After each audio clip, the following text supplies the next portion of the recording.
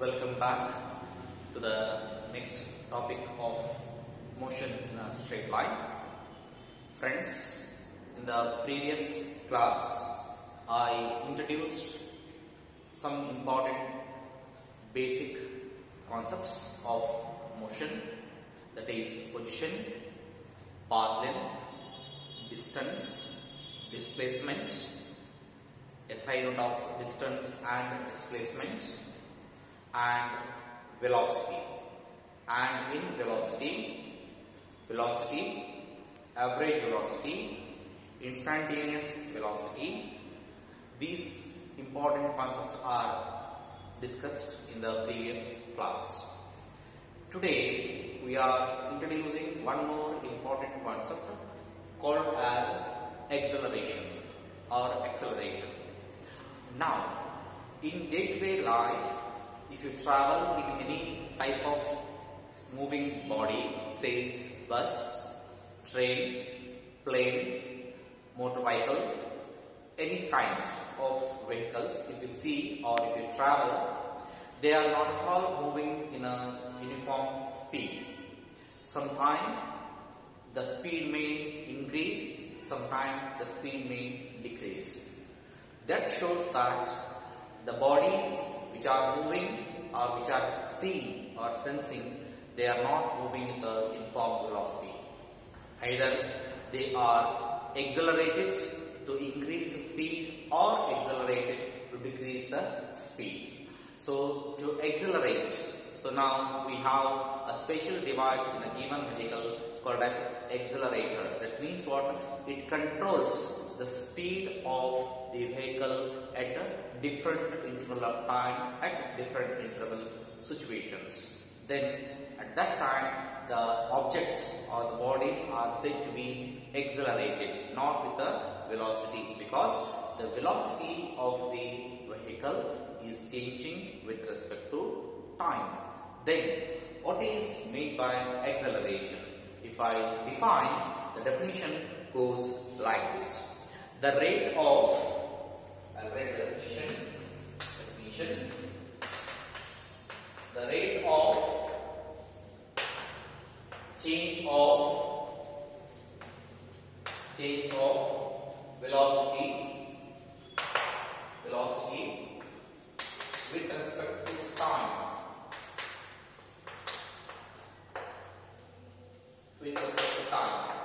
So now, rate of change of velocity with respect to time is called acceleration. Then what is the meaning of this? Consider two time intervals, t1 and t2. t1 is of your choice, t2 of your choice. Time being, in general, I will consider two situations. Now let us say this is t1 and this is t2. To displace from t1 to t2, it is the time like this. When the body is at t1, the velocity possessed by the body is v1. When it reaches the distance at this displacement, then at time t2, the velocity of the object is set to v2. Then, if I want to calculate what is the acceleration, then what I have to do?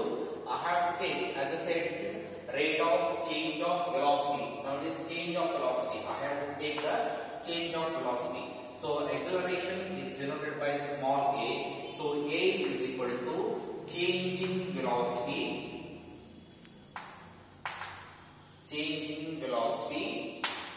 divided by change in time interval.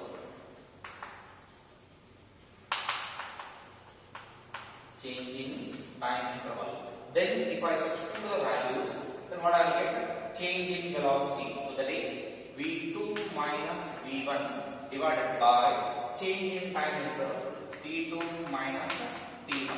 This will give you the acceleration value. Even if I extend this part, then I can write here a is equal to change in velocity. What will give? It will give us delta v divided by change in time interval. It will give us delta g. Change in velocity to that of change in time interval will give you the acceleration. So now, after studying this, as you know that the SI unit of velocity is what? meter per second. So simply I will write here A is equal to, only for understanding purpose I am explaining this one. So A is equal to V by T, velocity by time. We know that the velocity can be written as displacement by time. Only I am writing the velocity. Velocity is given by distance by time into 1 by T as it is. 1 by T as it is. So multiply, you get dV divided by T square. The SI unit of displacement is meter. The SI unit of time is second. Second square as it is.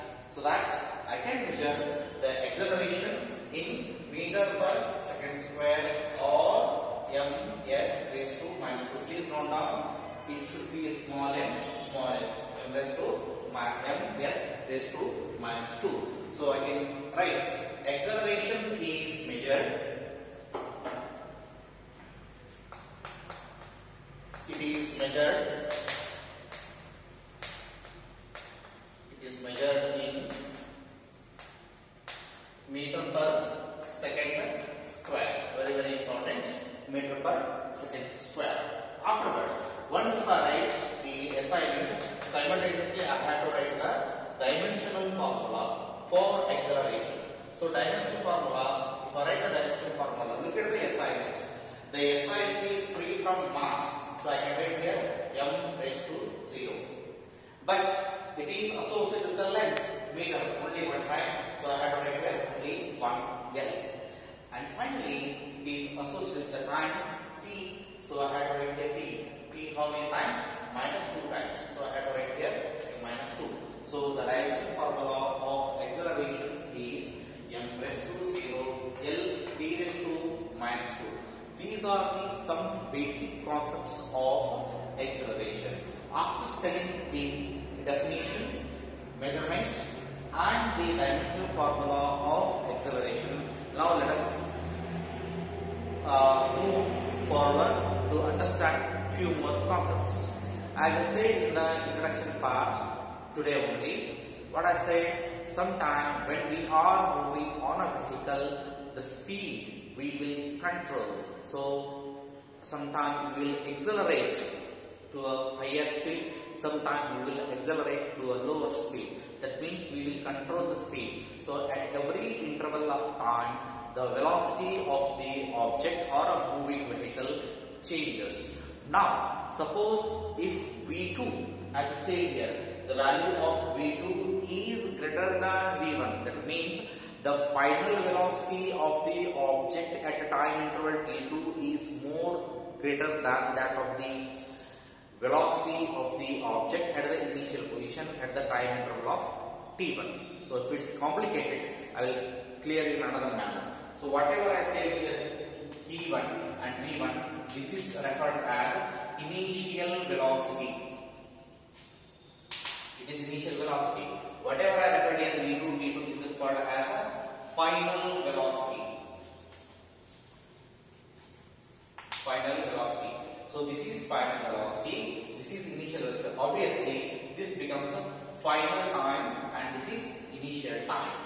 So now that change only I have to here. So now suppose the value of V2 is greater than V1.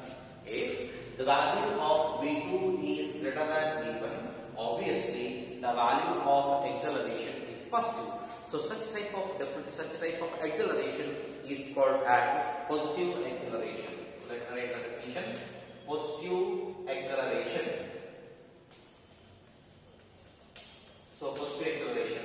In the positive acceleration, this condition should be applied. V2 should be greater than V1. V2 should be greater than V1. So such type of definition, such type of acceleration is called as positive acceleration. In this condition, the value of A is positive. Hence, it is called as positive acceleration.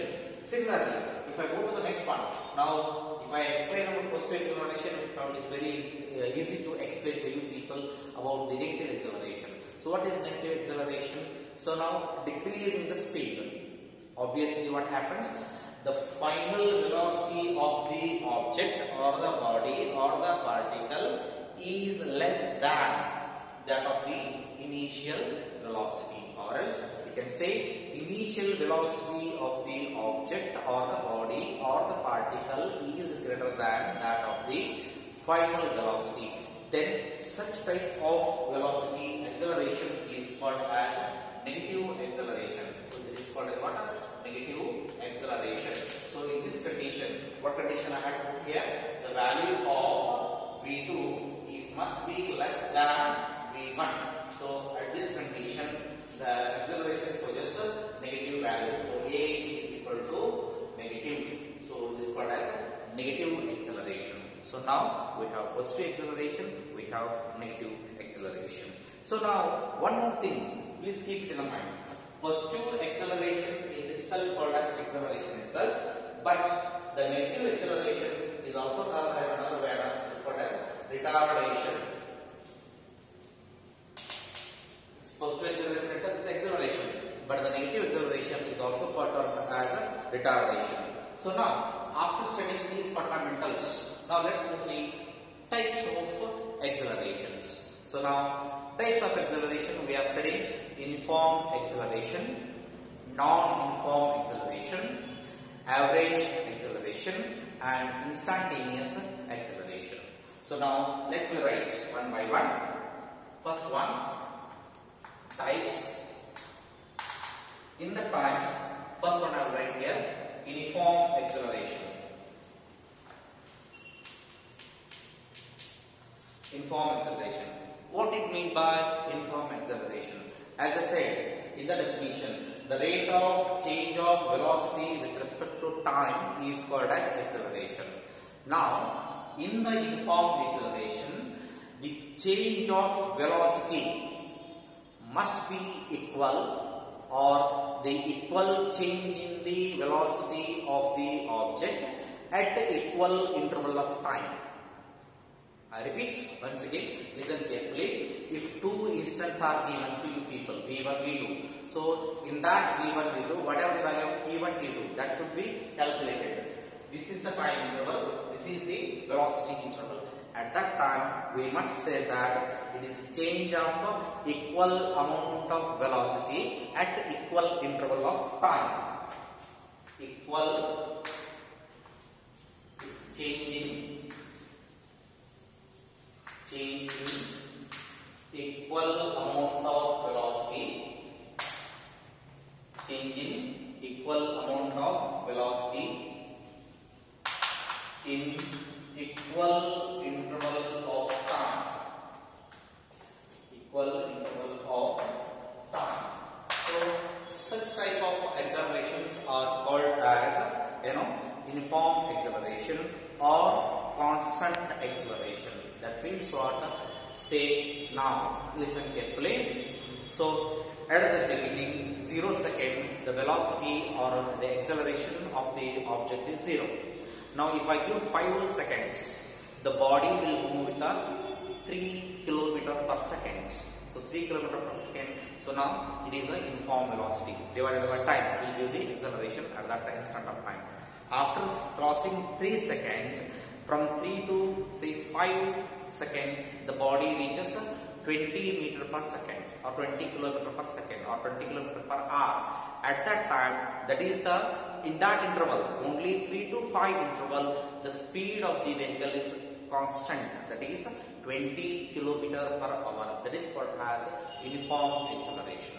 So now, once you study uniform acceleration, let's go to the second one, that is called as non-uniform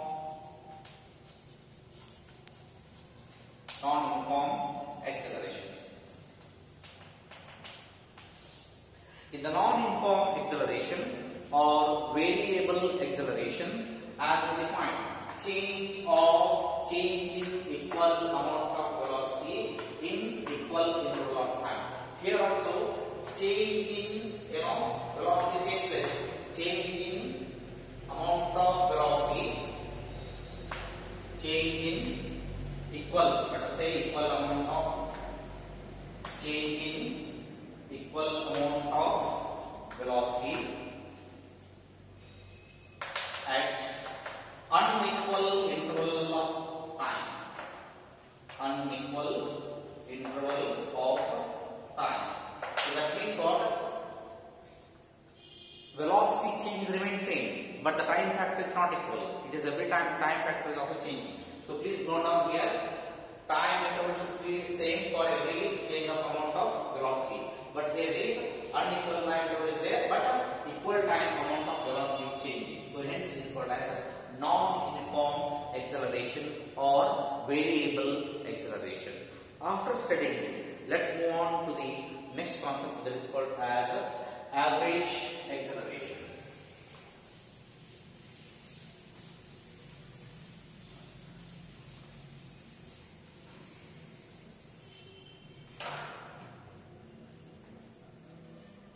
Third one is average acceleration.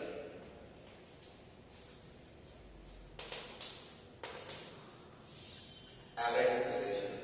What exactly the average acceleration change? So here we know that there is a change in velocity. So now we are converting change in velocity as the ratio of total change in velocity.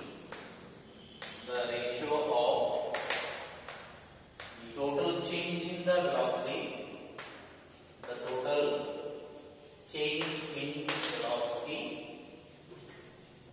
Change in velocity in the total change in the velocity at the total time in total time in total time. So that can be expressed as A average is equal to V2 minus V1 divided by V2 minus V1. So this is the one more important factor about this average acceleration. So if I move to the next one, that is the fourth one. The fourth one says here instantaneous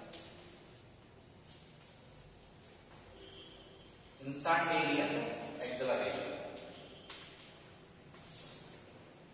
In the instantaneous acceleration, so instantaneous acceleration is denoted by AI. So it is a vector quantity because it is depending on the velocity. Velocity is depending on the displacement. Displacement is a vector quantity, and so you can say that acceleration is also a vector quantity.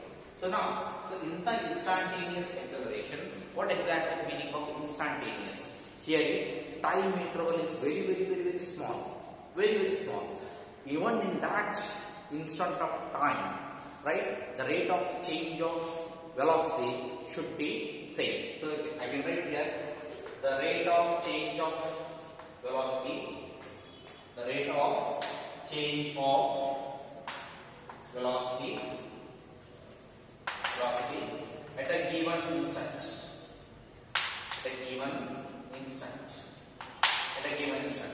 Given instant means that we explain that concept. Suppose this is T1, this is T2. So if I subtract what I will get delta T. Suppose if a body is moving from this place to this place, suppose I stop here. I don't know what the interval that is. So in that interval, again the body moves, I will stop another. This small distance is there now. This small distance itself is referred as given interval. Very small interval it is. Though it is small interval, it is possible to calculate the acceleration of the body. So that is called as instantaneous acceleration. For this, since time period is very small, I can put the limit to this. So I can write here acceleration AI is equal to limit delta t tends to 0, delta t divided by delta v divided by delta t. So this can be written as dv by dt. So I can write here directly AI is equal to dv by dt. A very important expression will appear again and again. So no need to worry about this. So now the time rate of change of velocity at given instant will give the instantaneous acceleration. So till now we studied about the acceleration, assignment of acceleration, dimensional formula of acceleration. Acceleration is a vector quantity. Then types of accelerations. Then positive acceleration, negative acceleration or retardation. Then types of acceleration in that uniform acceleration, non-uniform acceleration or variable acceleration, average acceleration and instantaneous acceleration. Friends, after studying all these fundamentals about the position, path length, displacement, velocity and acceleration, now I am going to introduce some more graphs, right? So some important graphs I am going to introduce now. So these are very, very important.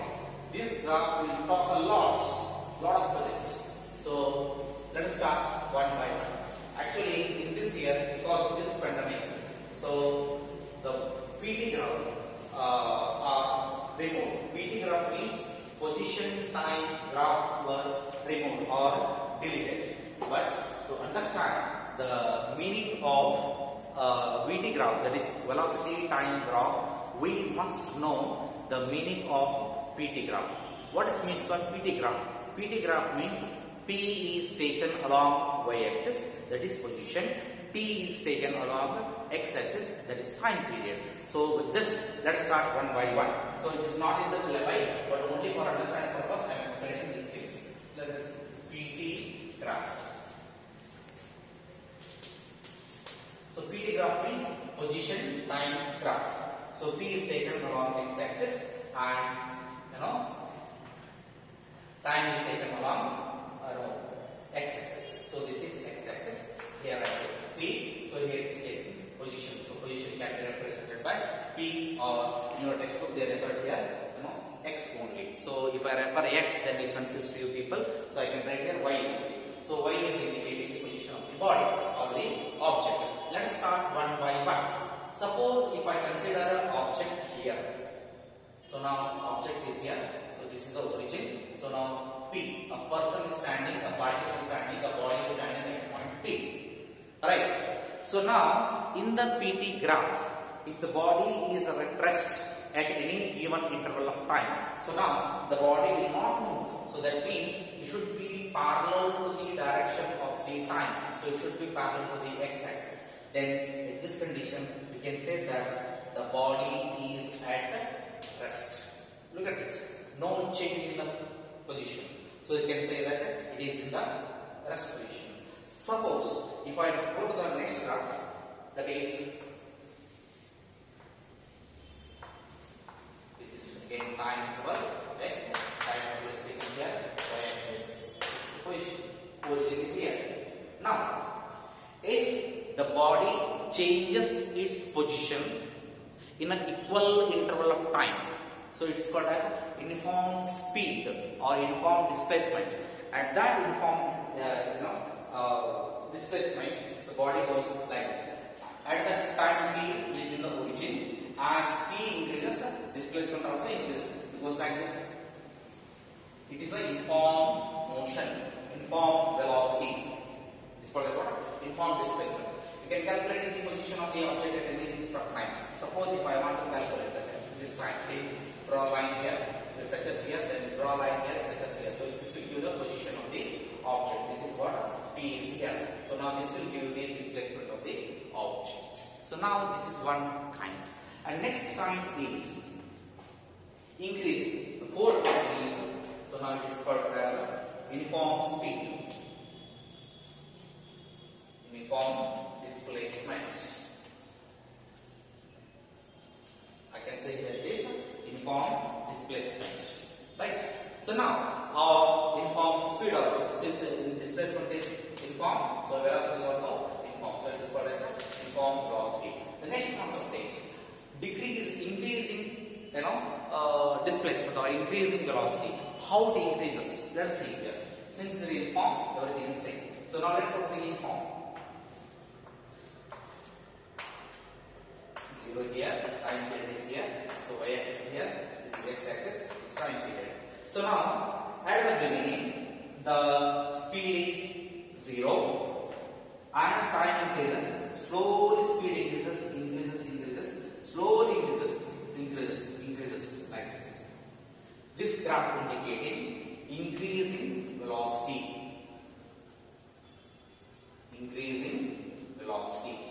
So once you talk of increasing velocity, obviously we talk of decreasing velocity too. How it is? So decreasing velocity means like this. Again, this is y-axis, x-axis, time period, origin. So now what happened? Slowly like this.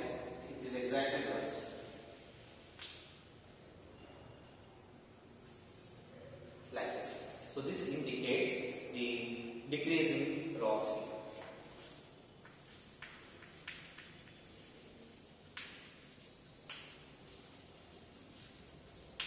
Decreasing velocity. So already we drawn these kind of lines in graph in mathematics. Just it's a physics interpretation.